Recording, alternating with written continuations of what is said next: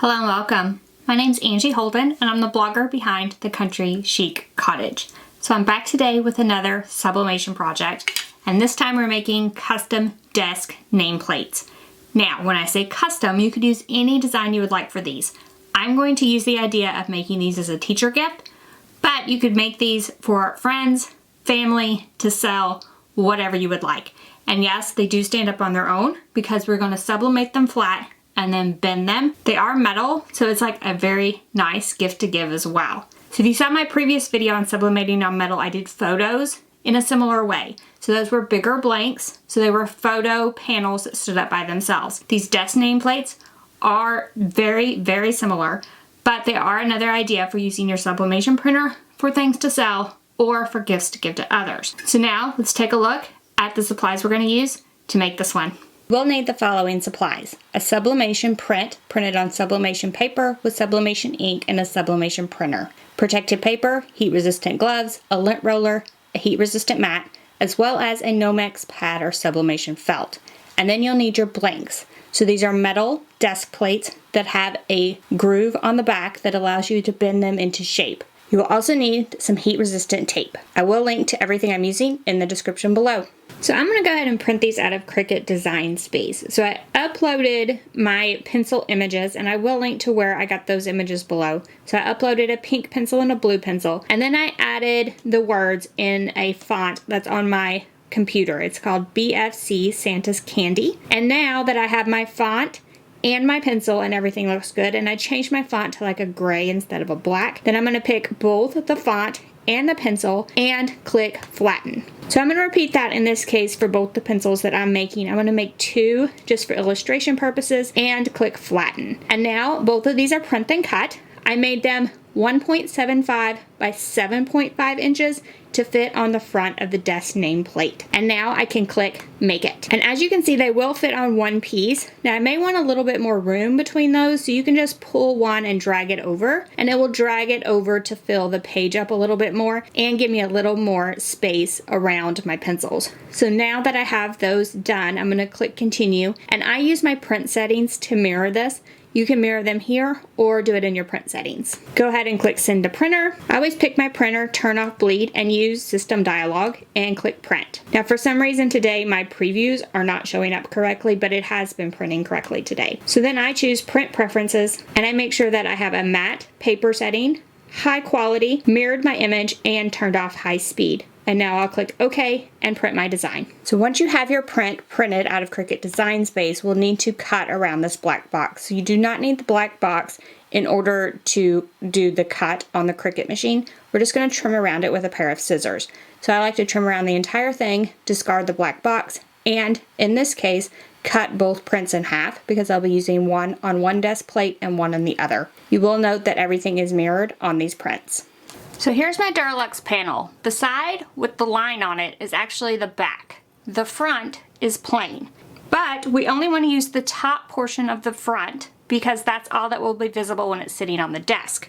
So what I like to do is use this line as my guide. I like to take two pieces of heat-resistant tape, place it where it's directly on the line on the back, flip that over, and push the heat-resistant tape over to the front.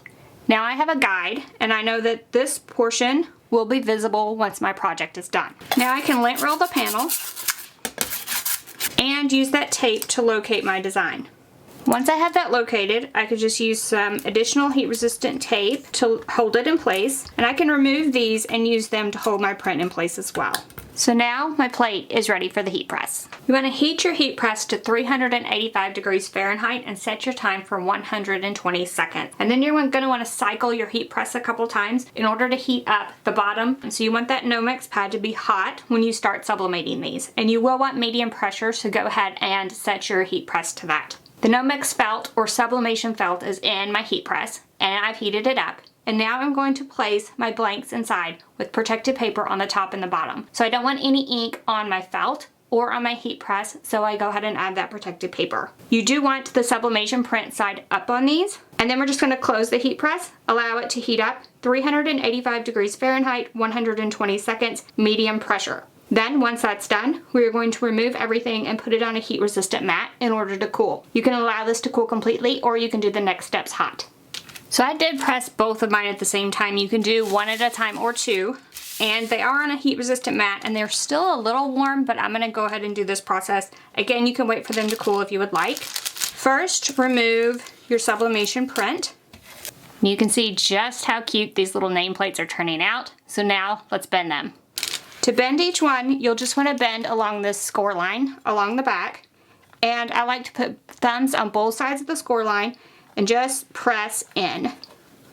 You may do it in a couple different places, but the panel should bend fairly easily.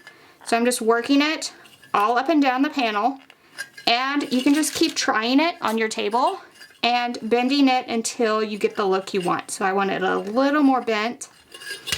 And you do want to make sure it's bent evenly across the entire thing. Once you have it bent like you like it, your nameplate is done and ready to be gifted.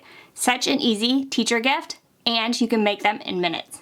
All right, so now we have a couple of cute desk nameplates as examples. Remember, you can customize these to be whatever you want.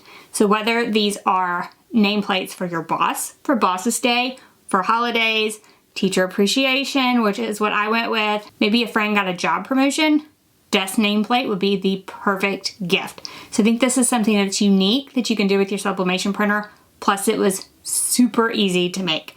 Now I use Cricut Design Space for my design, but you could use other programs as well. So you could do a more complicated design in something like Photoshop. You could try Canva for your design.